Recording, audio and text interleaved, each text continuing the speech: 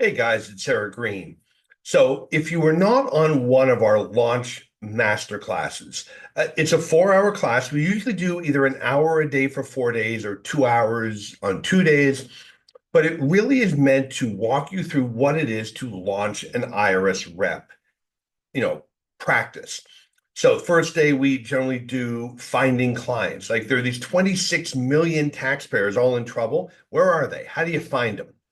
Day two, how do we price and onboard the clients, right? What do we do in terms of engagement letter? How do we price these engagements? What are the documents we request, etc. On day three, we go through the steps to resolve an audit. And on day four, how to resolve a tax debt. Well, we've gotten so many good questions from the two launch master classes that we ran. I'm going to answer the questions and I'm going to do it here. And we decided in the end, you know what? We'll just make it available to everybody. Hopefully, if you're on one of the master classes, you'll get the Q&A that, you might have missed or you want to hear again.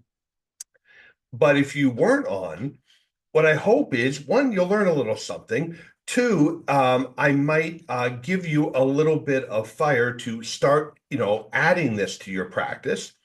But three, the last thing I'm going to cover as I think about it is something important that everyone should know, and something that where the IRS tends to run roughshod over taxpayers, and they can't. It's a violation of statute.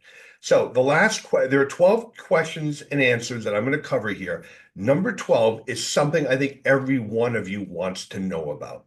Okay, so I'm going to get into this. I'm going to try to keep it short.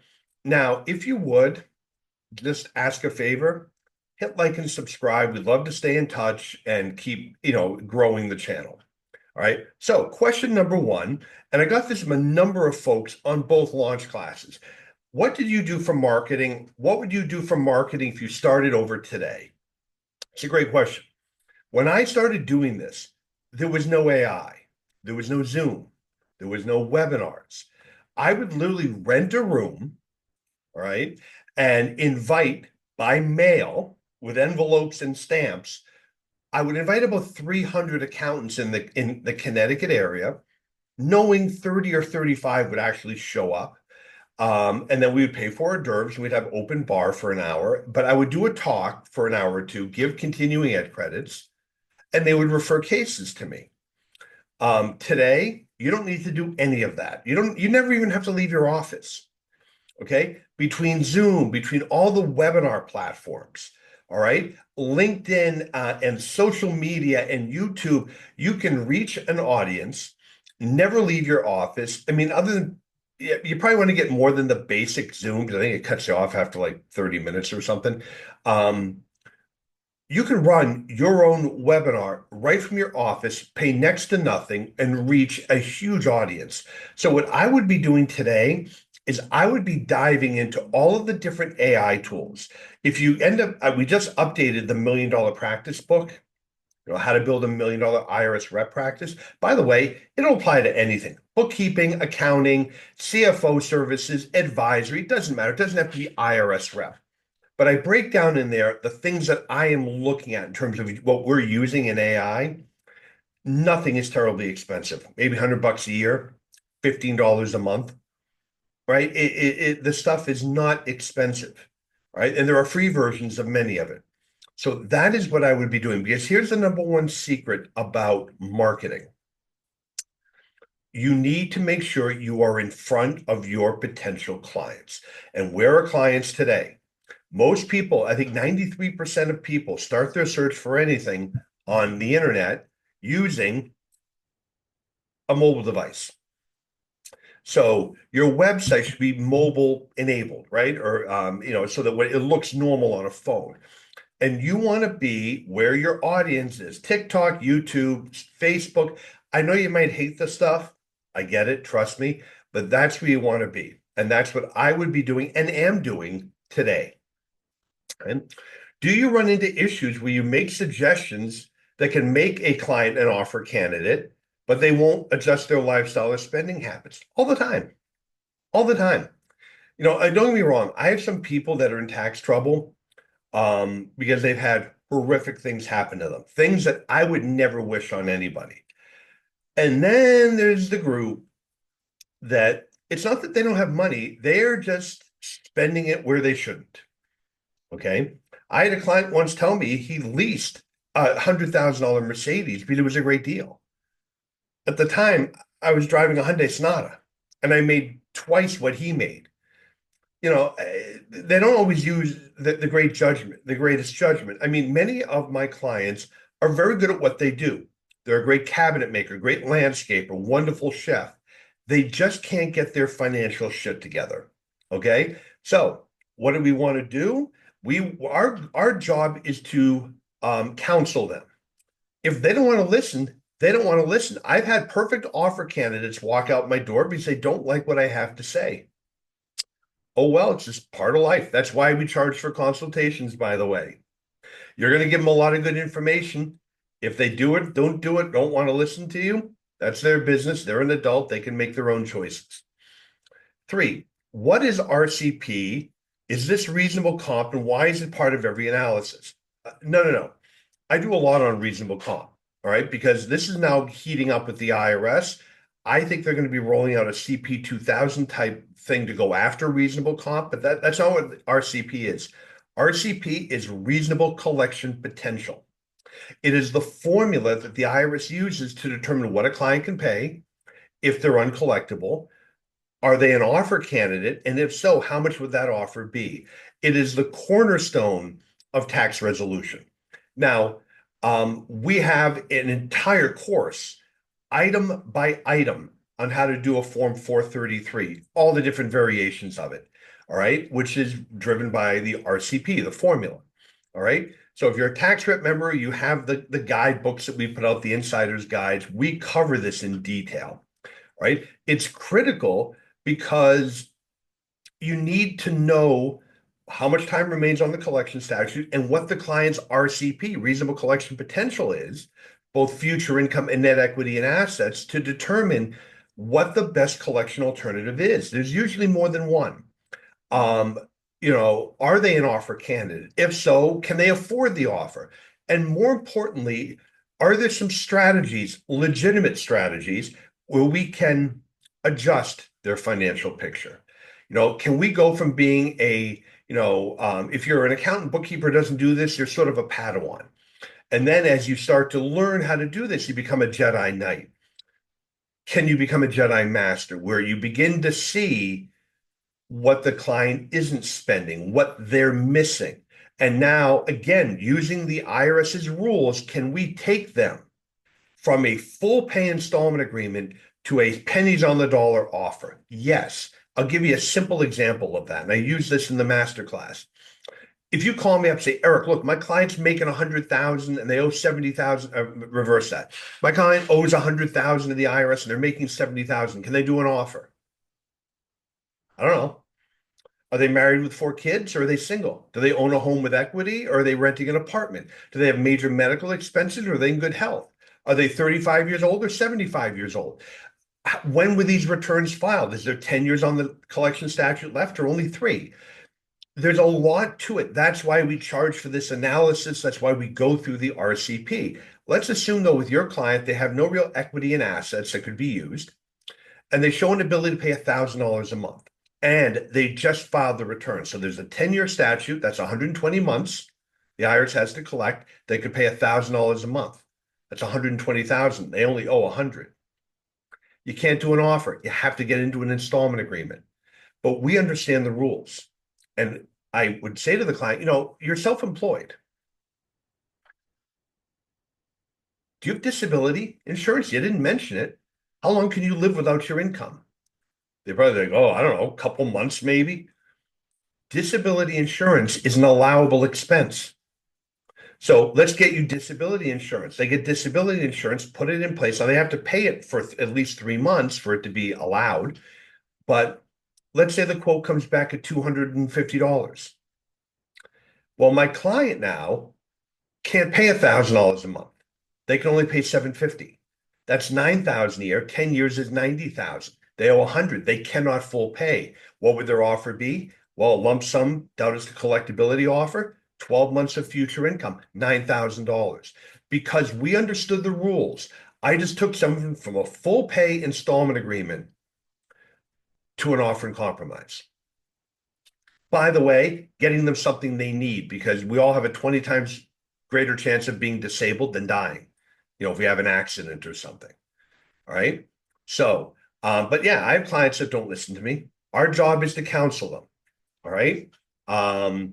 Is there a formula for RCP? Kind of what I was just explaining. Yes, it is a formula looking at net equity and assets and future income. There are very specific rules and exemptions way beyond the scope of what we could do even in this masterclass. But if you're interested in this and you come and join us in tax rep, I guarantee you, I can teach you to master this in a matter of hours.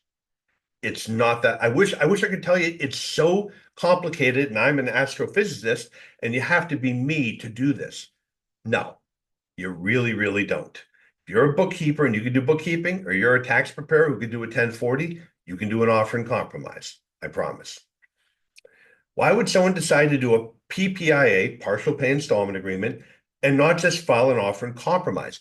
It's an interesting question. It comes up a lot, and it's from people that don't really haven't mastered RCP. So let me tell you, I have a client. The client owes over $1 million from a failed business payroll tax, and this is $1 million is the trust fund assessment. The company owed like 1.5. So the trust fund assessment for the unpaid payroll tax, the trust fund portion of it on the individual, is just over $1 million. Now, his home is worth $500,000 and his mortgage is $350,000. The way the IRS works is $500,000, 80% quick sale value would bring it to $400,000 minus the mortgage that's ahead of the IRS, leaves $50,000 of equity. His future income is, let's say it's $1,000 a month, so 12 months of future income, all right, $12,000. We could settle over $1 million for $62,000, $50,000 from the house, that's the only asset he has that has equity, and the $12,000 of future income. That's a great offer if the client can come up with $62,000. The IRS doesn't just exempt the house because you can't tap the equity. There's no God-given right to an offer. So there are times when people could be uncollectible or partial pay, and they can't do an offer because they can't come up with the portion of the equity that represents the asset, usually the home. So it is very possible to have people that end up in a partial pay installment agreement or get deemed uncollectible, but can never really settle it because of the net equity in the assets. If the client gets a CP 2000 and there's unreported income, wouldn't the burden be on the taxpayer to prove that it wasn't their income? Or that if they disallowed expenses, wouldn't the burden be on the client about the expenses? So we were talking, this comes from that 12 steps to resolve an IRS audit. The burden of proof, when the taxpayer files their return, if the government says there's unreported income, the burden is on the government to prove that. However, it's a pretty low burden. They could show up and say, look, we got the bank statements, the auditor got the bank statements, and we have an extra 20,000 of deposits. There's a number of cases where the court has said that's enough for the government to meet its burden. The burden would then shift to the taxpayer to prove why that income isn't taxable, right? Yes, you have 20,000 of extra deposits, but that's because we took a loan from our house and invested it in our business. That's not income. Right? So the taxpayer would then have the burden to show why that unreported income isn't taxable. It's not taxable income. When it comes to a deduction, the burden is on the taxpayer to prove that they're entitled to a deduction. I've had clients come in here where we're asking for their backup. And he said, well, let the government prove that it's wrong. They don't have to. They can just deny it. Burden's on the taxpayer to prove that they're entitled to it. Now, once the taxpayer puts forth some evidence of this, it could even be under the Kovll rule, it could even be an estimate. Now, by the way, the Kovll rule only works for expenses that the government admits the taxpayer must have had to run their business. So it's kind of limited. But the taxpayer bears the burden of proving they're entitled to a deduction. Once they provide evidence to that, the burden would shift to the government. On the flip side, unreported income, the government would have to show that there's unreported income. Once they do that, then the burden would shift to the taxpayer. So that's the way the whole burden of proof thing works when you're dealing with a return and an audit. Could you briefly cover what is small tax case versus regular tax case in U.S. tax court? It's a good question. If the amount at issue, I think it's 25,000 or less, it could be 50,000 or less, you can elect a small case procedure. Here, there are regular tax court judges, and then there are special, almost magistrate judges that are appointed. You would be in front of one of the magistrate judges, and you do not have the right to appeal to one of the circuit courts. Whatever the tax court decides is final. Therefore, when I file, I always choose a regular case. Not that I don't like the magistrate judges. I'm friendly with one of them. Judge Diana Layden ran our Yukon clinic. She was a mentor to me. I love Diana. But I don't want to tie my clients' hands in terms of being able to go ahead and take that case potentially up to the circuit court. If for some reason it was large enough that we chose to. What is a Kovll relationship? Okay, when it comes to this comes up often in criminal cases. We being the attorney, we can hire a CPA or EA or bookkeeper to work directly for us. They would then be under our attorney-client privilege, and that is called a Kovll arrangement. It's based on a case called, I think, United States versus Kovll. I don't know if it's US versus Kovll or Kovll versus US. Doesn't matter. What happened in that case is law firm in New York was involved in a criminal investigation, hired Mr. Kovll, who was a former IRS revenue agent, to assist them. The government found out about it and subpoenaed Mr. Kovll and said, "Hey, what have you learned?" And he said, "Attorney-client privilege." And they said, "You're not an attorney. Attorney-client privilege only is for attorneys." And it went up to the Second Circuit, and the Second Circuit said, actually, no, an attorney needs help, that we might hire an interpreter. In fact, I think they said that. They said an accountant is almost like an interpreter for an attorney when it comes to the tax code. We might hire staff. Are you telling me that my legal assistant, who's involved in all my cases, doesn't have attorney-client privilege? But the key thing here is what is privileged is everything the person learns once they're hired. I once had an accountant in New York come in to meet with me and one of my former senior partners, and he said, "Look, my client, he's been involved in a fraud scheme. He's been getting checks and going to a check casher and whatever. You got to Kovll me." Too late. You already know. Okay. But that's what a Kovll relationship is. It's where we, being the attorney, and it's generally in a criminal case. I could see it also in a bankruptcy case or maybe a family law case where we're doing an investigation. When we directly hire the accountant to work for us, they would then be wrapped in our attorney-client privilege. During the 2025 Palisades fire in California, which was terrible, IRS announced a pause in collection actions for residents of LA County. Does this event toll the collection statute? No, it does not. All right. Anything that would toll the 10-year collection statute from running is something that is statutory. Here, the government has voluntarily chosen not to do this, right? For the benefit of taxpayers who are, many of them, suffering. But that would not toll the collection statute from running under Code Section 6502. If you're uncollectible, does the 10-year collection statute keep running or is it paused? No, it continues running. Okay, so when you submit that financial, what the government will do is they'll put a pending installment agreement code on that would toll the statute. If the client is deemed to be uncollectible, that is removed and the statute would keep running. All right, so the statute will run until the 10 years is gone, the tax debt is paid, or it becomes uncollectible. And on that note, there was another question I didn't include in the list now that I think about it. is what happens after the 10 years is run. Does the government send you a letter or something? No, they don't send you a letter. Congratulations, you beat us. When the 10-year statute is gone, it's just gone. The debt is no longer enforceable.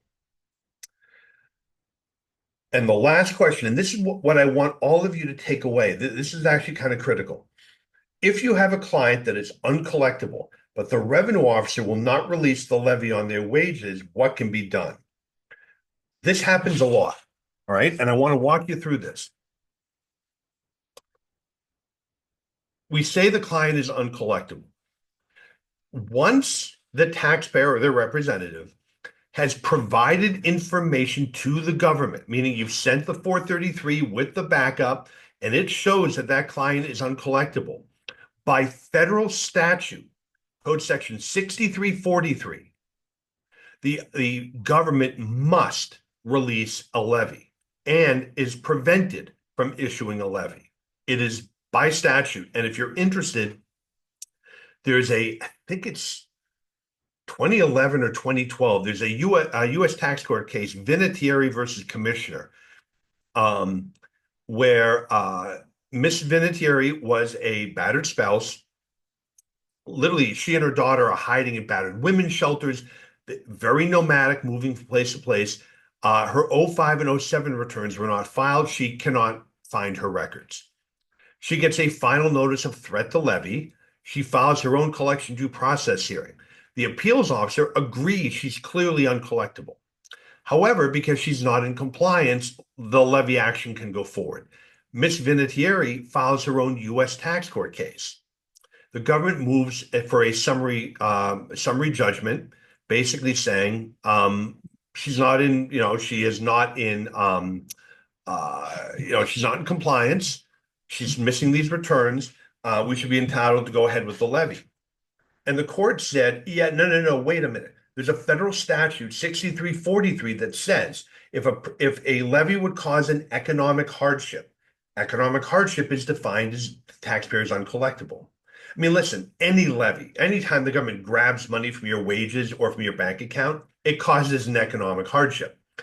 But if the government, it's determined that the person would be in an economic hardship if you force them to pay or levy them, which is defined that meaning they're uncollectible, the government cannot levy them and would have to release any levy immediately. So the court said, sorry, but no, you lose, government.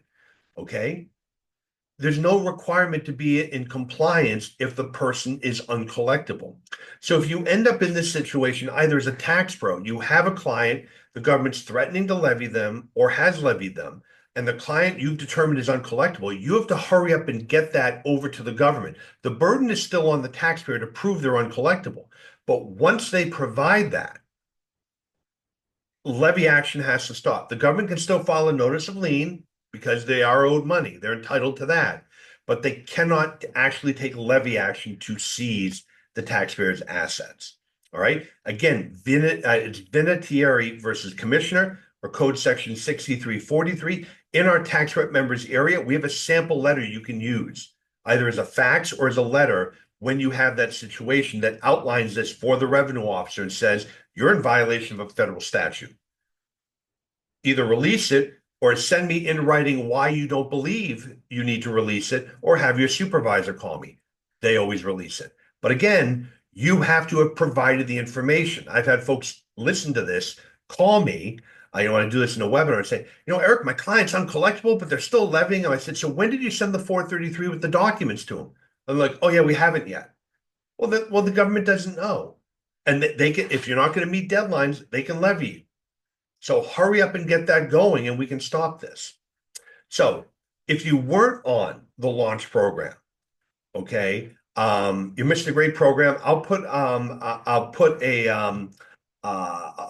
link in the description for the next one we're going to be doing in July. I think we're going to do another one.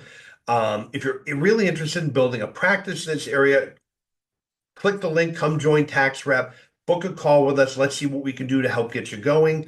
But I hope most of you found this helpful to you, some good information to have, especially that last one, right, about what to do if the government's not going to release the levy. And if you could, again, before you go, hit like and subscribe, helps the channel. Thanks for being here. I'll see you on the next video.